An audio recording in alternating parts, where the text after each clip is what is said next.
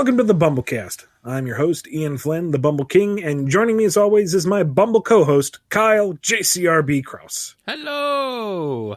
Hello! Hello! Hello! Hello! Hello! Along with the entire registered army of Krauses, it seems. No, it's just me. I'm practicing voices for nothing. I'm just doing them just because.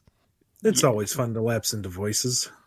Yeah, it's always fun to lapse into your brain snapping apart. Now that I can breathe again, I can actually do character voices, and it's so nice to have my friends back. Ah, yes, the voices in your head. I mean, you gotta have someone to talk to. That's who I talk to, is the voices inside my head, really. I mean, you're inside my head right now, Ian. Ah! I think you're real. I think. I could be wrong. I could just be doing this podcast to nobody, and I could just be talking to nothing, and people would listen to it and be like, what is going on? Day 85, patient 1K Krause continues to talk to the padded walls. We're not sure who this Ian is, but he seems fixated on him. Perhaps it has something to do with the suit of human skin we found in his basement. We are still investigating.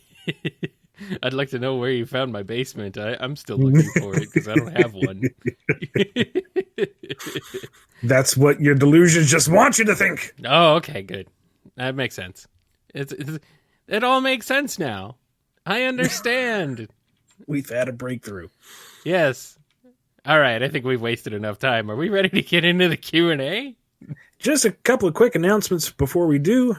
Number one, in case you've missed it, I am opening up a comic shop over at bumbleking.com. This has all the stock that I would normally be selling at the comic conventions, but for obvious reasons, I cannot.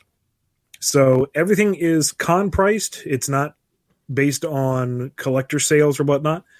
Kind of along the same lines, it is not like collector's grade material. It is what I have in stock, and it's more for the casual collector and the fan. It's not for someone who's looking for mint, bagged, and boarded type of stuff.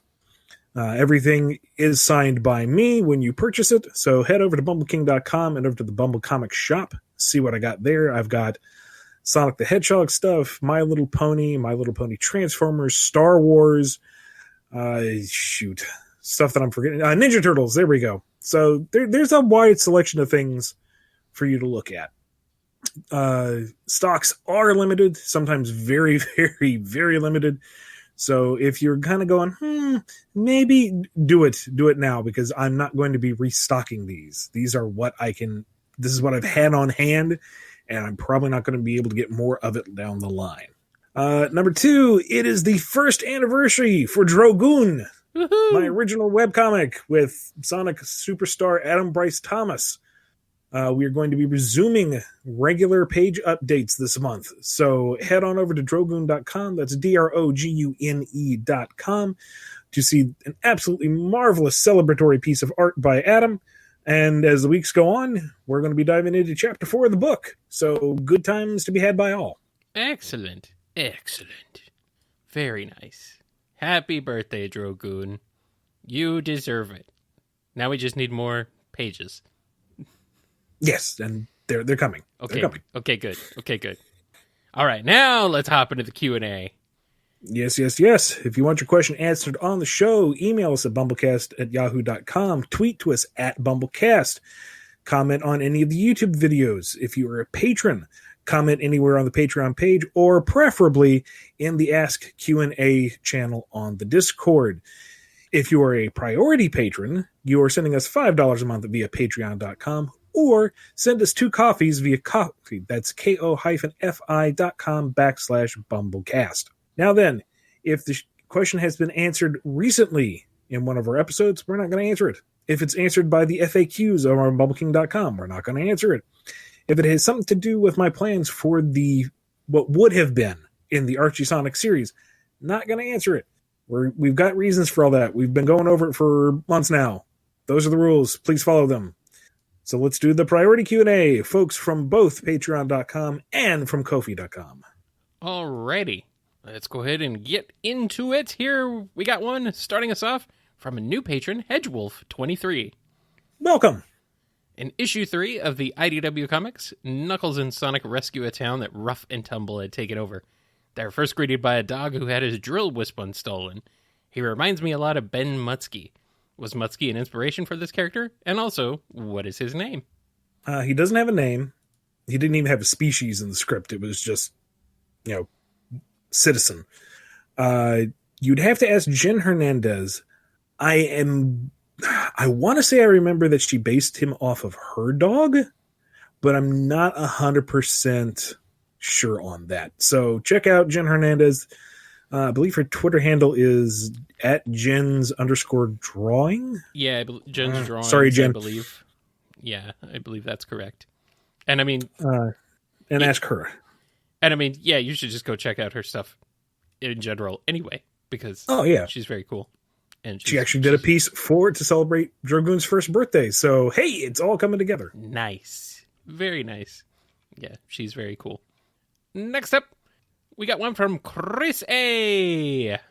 Have you read any JoJo's Bizarre Adventure manga? Because if so, who's your favorite JoJo in the series?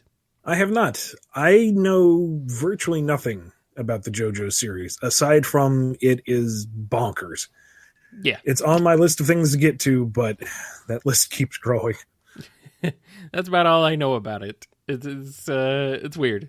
I know about Dio because of the memes, but yeah. I don't know anything else. You thought it was this, but it was me, Dio. Yeah, whatever. Next one from Noni. I had a bit of curiosity about Zavok's cell accommodations. I had a bit of curiosity about Zavok's cell accommodations. He seems the type that could quite easily just break the iron bars before going on a tear through the prison before leaving. Is there a reason for this? Like, do the hover guns prevent runaways by getting them suspended in air? Or is there a set of tranquillizer darts that they couldn't gather together for the guy fast enough? Why didn't he break the bars, I guess, is what I'm asking. Number one, it's a pretty sturdy cell. It's not something that he would be able to easily take down. Number two, there is a even heavier door between his paddock and the rest of the facility.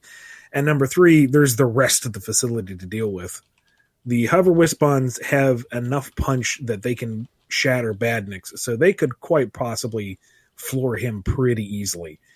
Zavok is a bruiser, but he's not a berserker. He knows that any effort on his part before that would just be wasted effort. And as he said, he hates waste.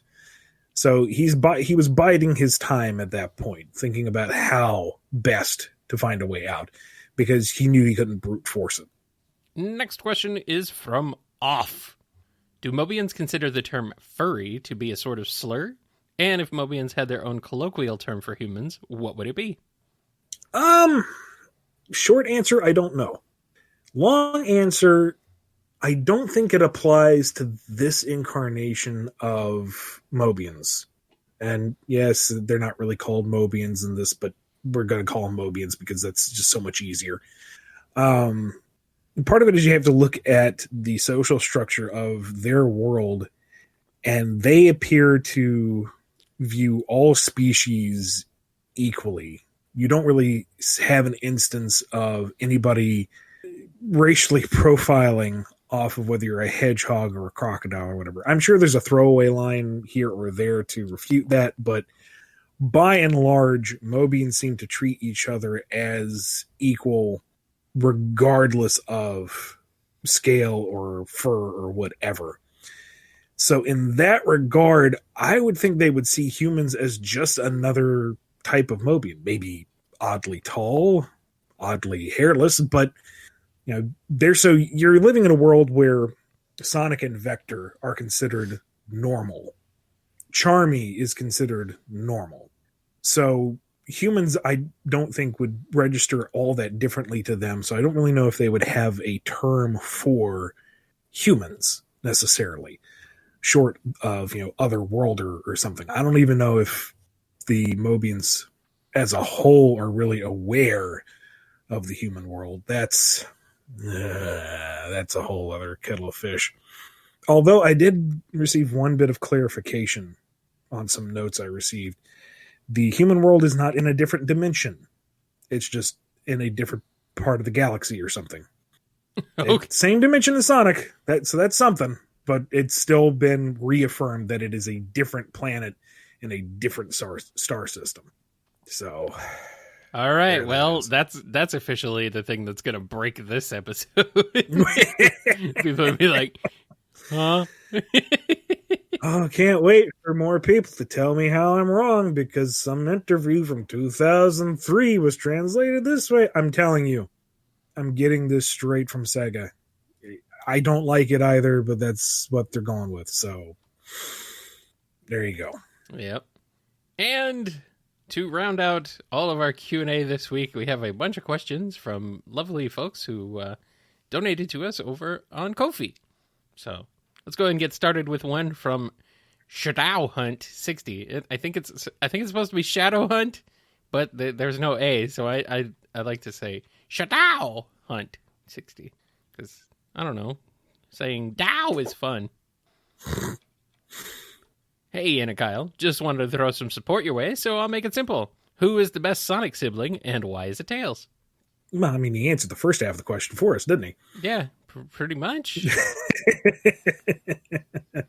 I mean, sibling. I'm a little confused about the term sibling being used, but like Sonic and not all family is blood, Kyle. You know this, right? I'm just kind of like, I was just confused by that at first. Like, wait, Sonic has brothers and sisters? But yeah, I get it. I get it. Fans of Sonya and Manic might be a little salty, but sorry, Tails came first, and Tails is really the best foil for Sonic. Yeah, especially now that they've developed his character a lot more since the old days. Back when they kind of sprung Tails on the early cartoons, and they didn't know what to do with him or how to deal with him. Nowadays, they seem to have it down a little bit more. Next up, the Shadow Emperor has a question. During the first issue of Endangered Species, Sonic the Hedgehog number 243, it's revealed that some members of the Lost Tribe are still alive in Albion. Was the decision to have some survivors influenced by fan reaction of the tribe getting killed off after achieving their goal of reaching Albion? No, and this kind of teeters the line, but the intention was never to get rid of the echidnas, at least initially. The Endangered Species as an arc was supposed to set the new status quo for what echidnas were in the pre-reboot universe. It's just circumstances forced my hand, and it turned from, oh, they were some survivors, but now they're all gone, to it's a mess, but it was supposed to be the next chapter for Echidna kind. And it turned into the final chapter, unfortunately. Next up from Son Amy channel. Ian, do you believe there's still a chance that Sega or Sonic Team will allow you or Evan Stanley to use Styx the Badger in IDW Sonic? If not, can you tell us what your plans were and how you were going to establish Styx as Amy's best female friend and her role in IDW Sonic? I don't want to commit to anything right now because I don't know if any previously rejected ideas might get used down the line. So, gonna have to dodge that one. I don't know. Like, I keep falling back on my experiences on Archie Sonic, but a lot of those don't hold true anymore. Or they're just different enough that it catches me by surprise. So I would think that maybe at some point we could get Styx in. It's not top priority, but it's on my to-do list. So what is no today can be yes tomorrow. We'll see. I would personally love to see Styx come back and actually be integrated into something that is in a, spin-off, but still of the mainline universe. That would be great. Rather than just have her being something that was a weird artifact of Sonic Boom. Next up, Amy Rose has a question. Yes, Amy herself, apparently. I'm aware Sega has requested a distinction between classic and modern Sonic. My question is, does Honey the Cat count as a classic character? Not asking if she will appear in the comics. I know that's a secret. Rather, I'm curious if she's allowed at all. Thanks.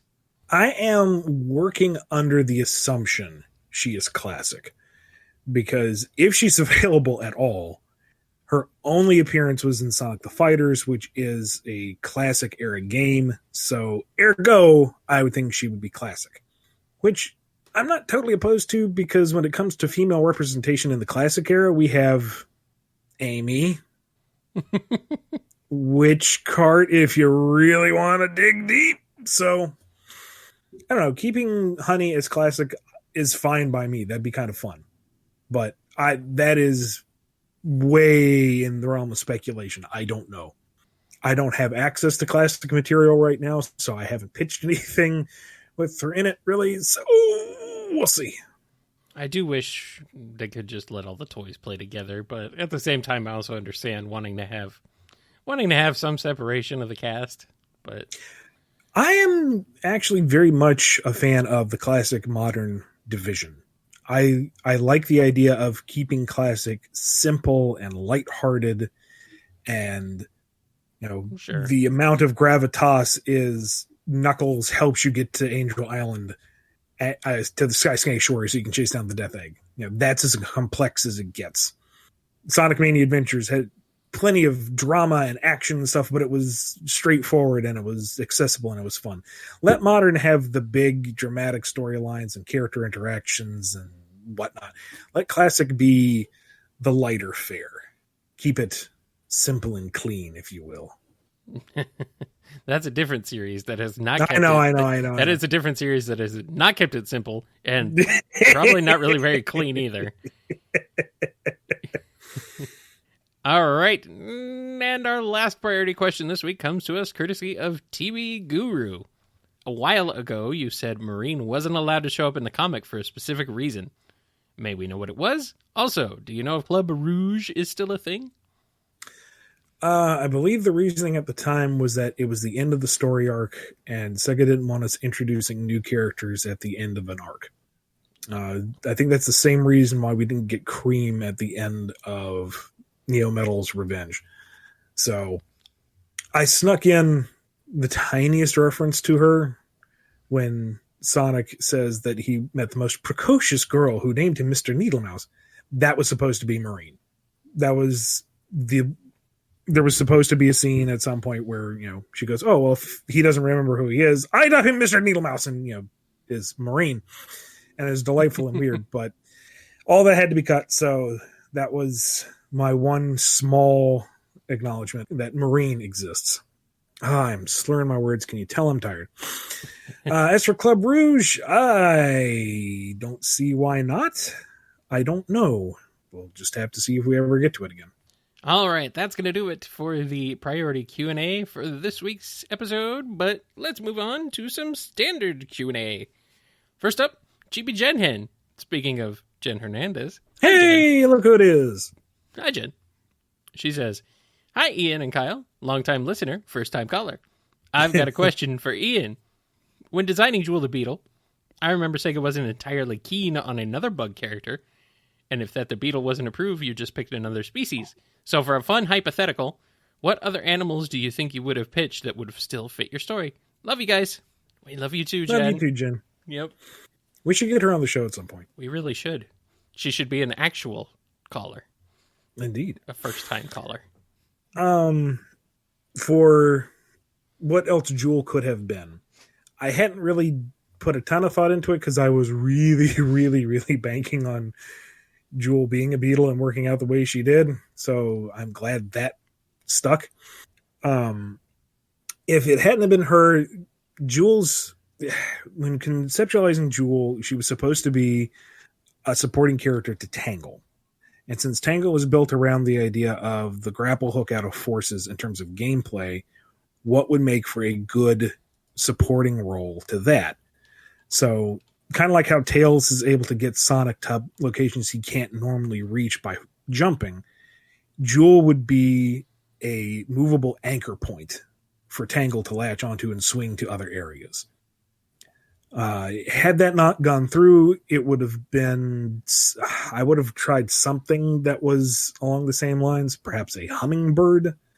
Although the Babylon Rogues have set the precedent of birds not being able to fly. I don't know.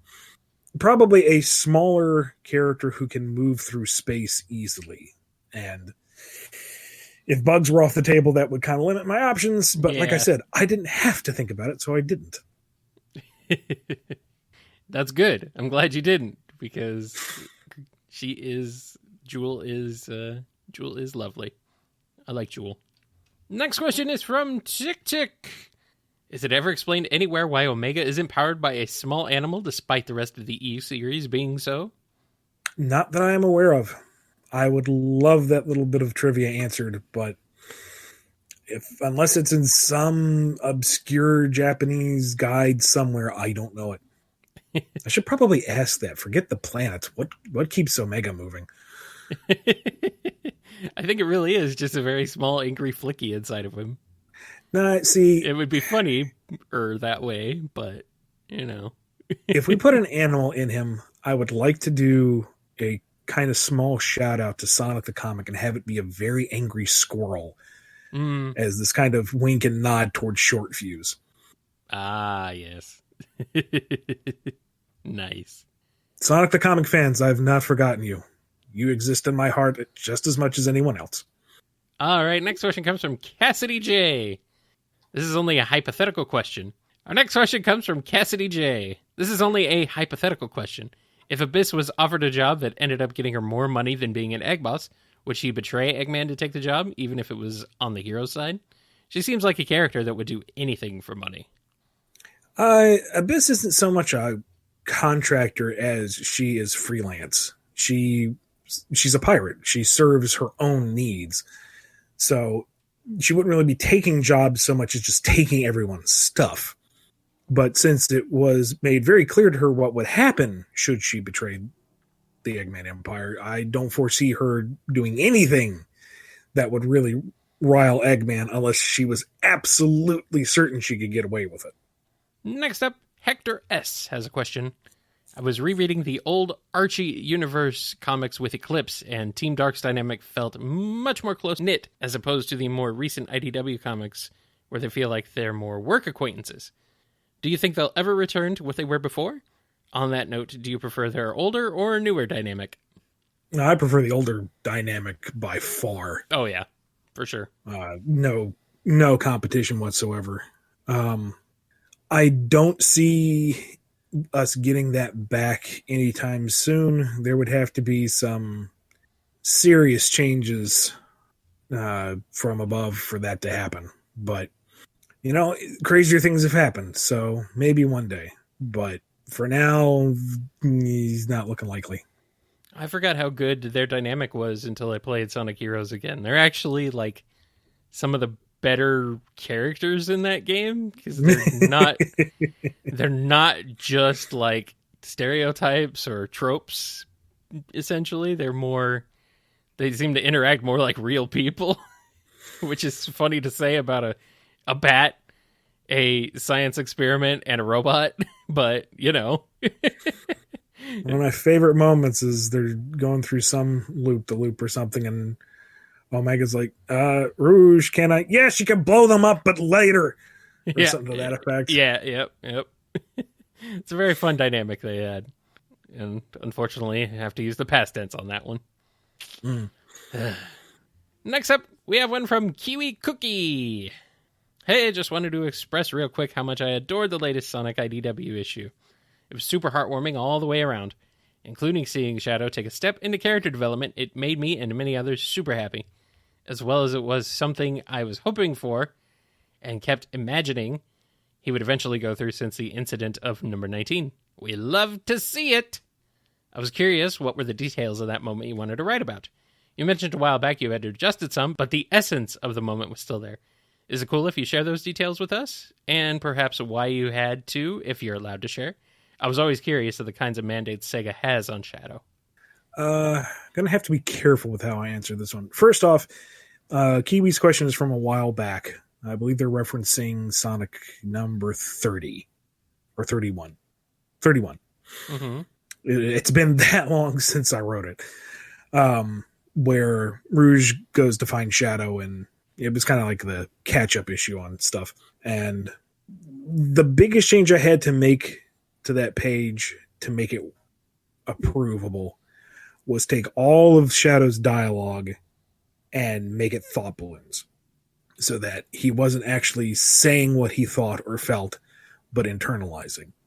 And I had to frame it a little differently, so that it was, how was it?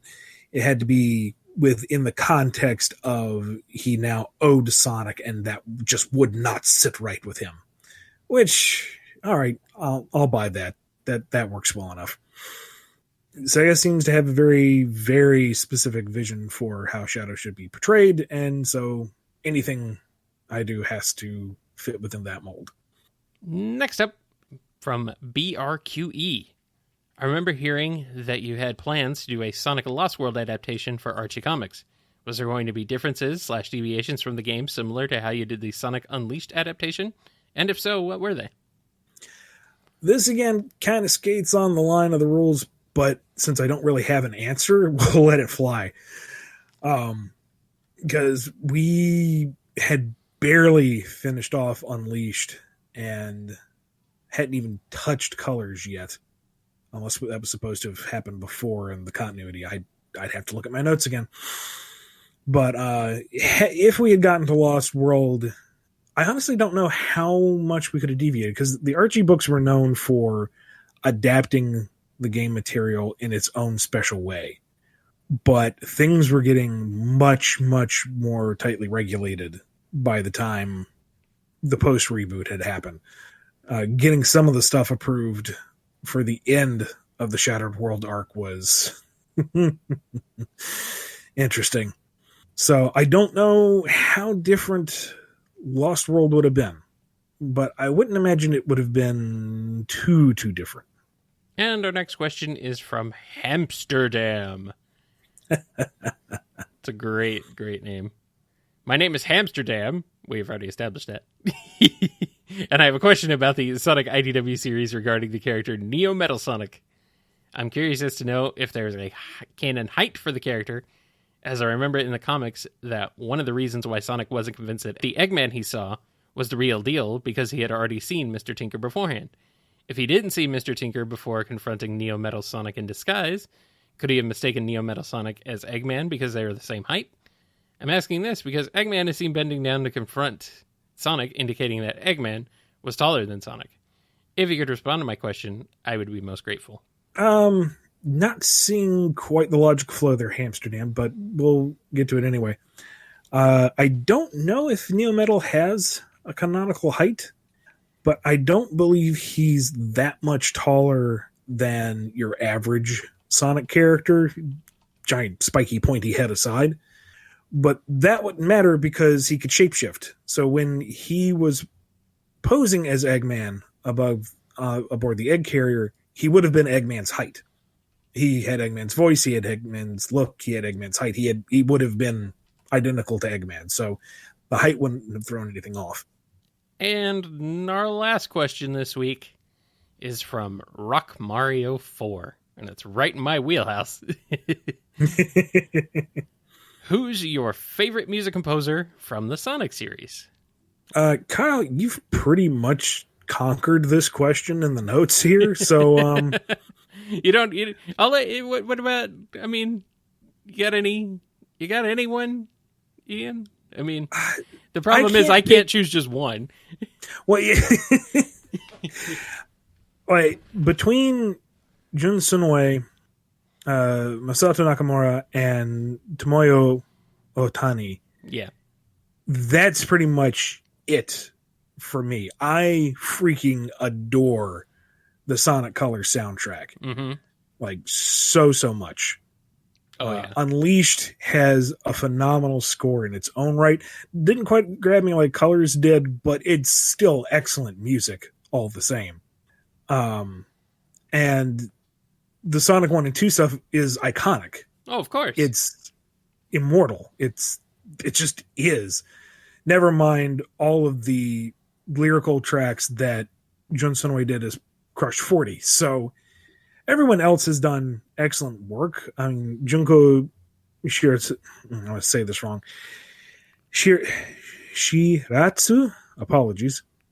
Yeah. Knuckles Chaotic, who did Knuckles Chaotic's score, it's an interesting enough set of tracks, not quite as memorable as the others, but Door into Summer is such a magical piece of music by itself that it needs to be referenced. Right. And we could go on. Kyle, please.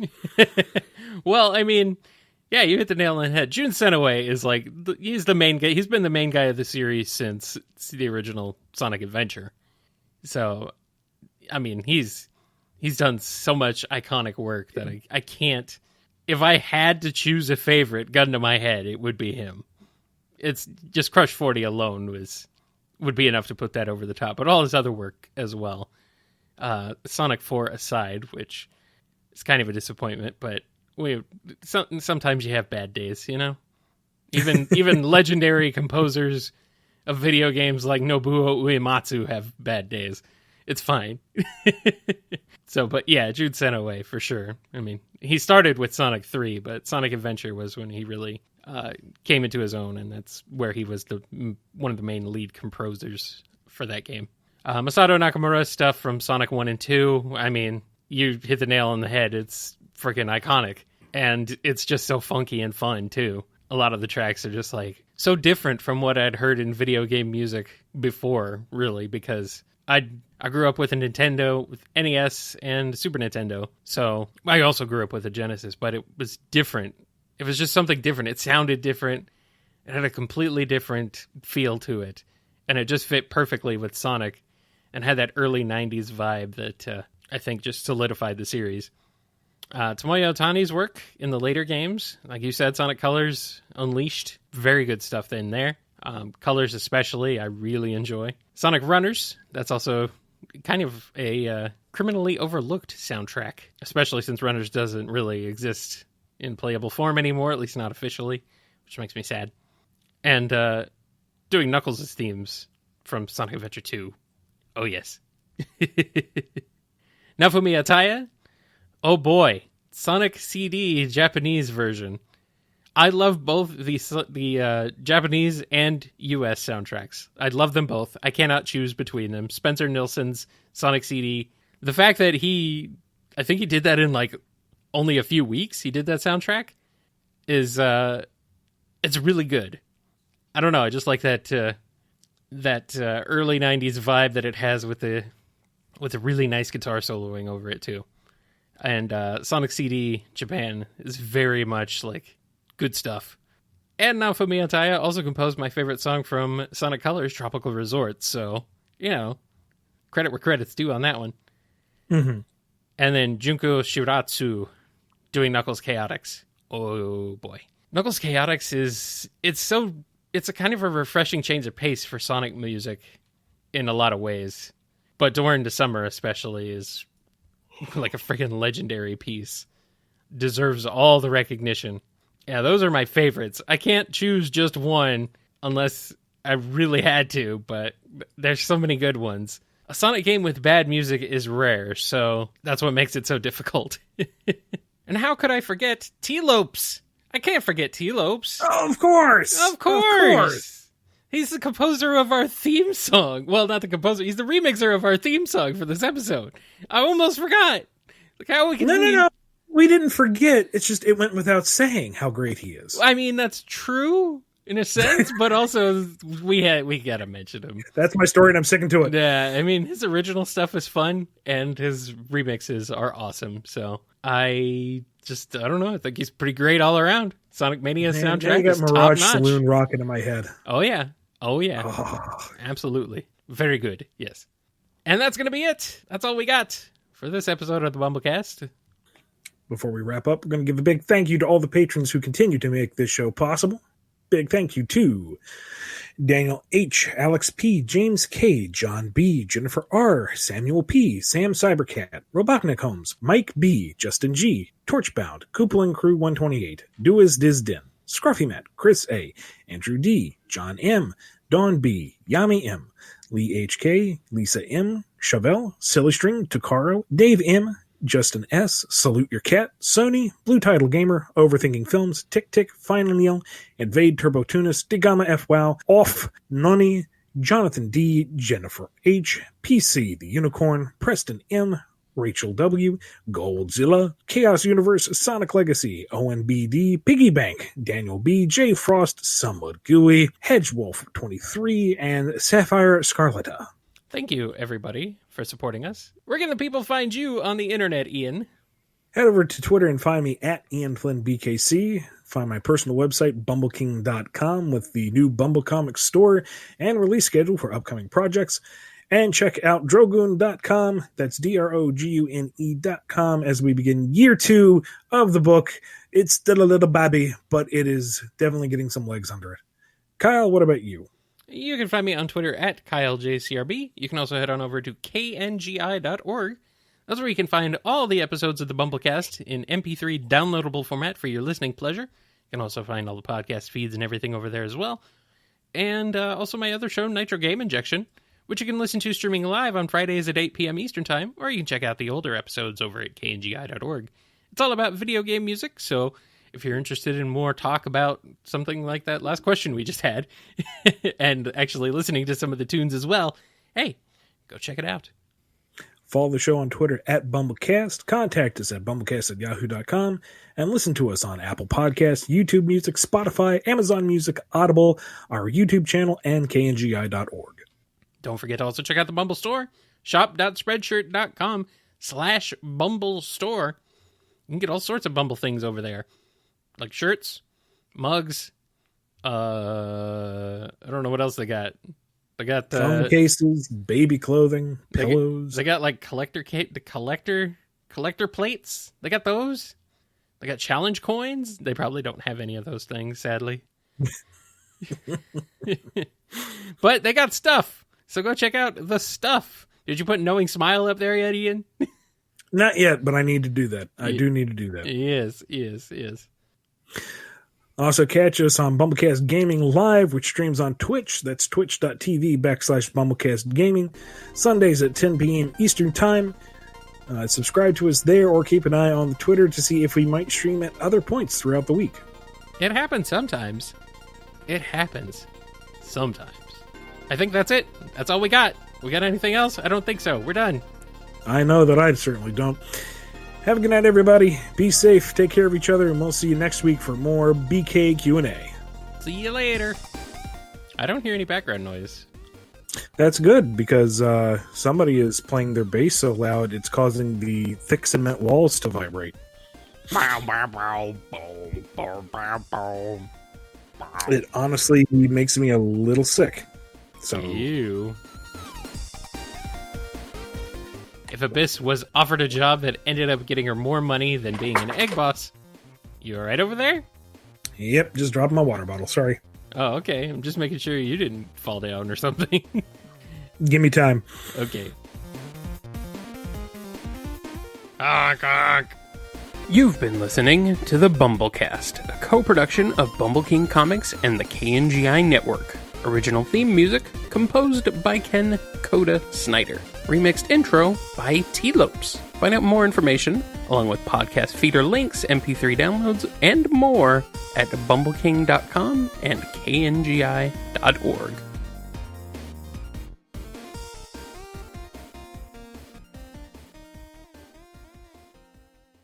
Yeah. So years ago, I was out on my porch hanging out because the way our porch is situated, I actually have a view of both Lake Ontario and this natural area right next to the building. So at night, when there's just like the soft pass of traffic and everyone's pretty much done for the night, it's like super chill and calm, and I just zen out there for hours at a time. And the building across the way, there was a party going on, pretty loud, it's a party. And the person on the floor above goes to the balcony, leans over and shouts down, "Hey guys, do you mind? You're a little loud." And everybody partying on the balcony looked up and said, "Oh, sorry." And they turned their music down. Oh, Canada. On the other hand, coming in through the parking deck a few years ago, There was somebody with a big old SUV who would typically take up about 4 spaces because nobody else was parking there, I guess. I walk by and I see somebody had trapped under their windshield wiper a note and a condom. The note said, "Use this so you don't spread your stupidity into the gene pool." Oh, man. I think they were a little more scathing than that, but I made a point not to laugh because you never know if you're going to bump into that guy on the elevator.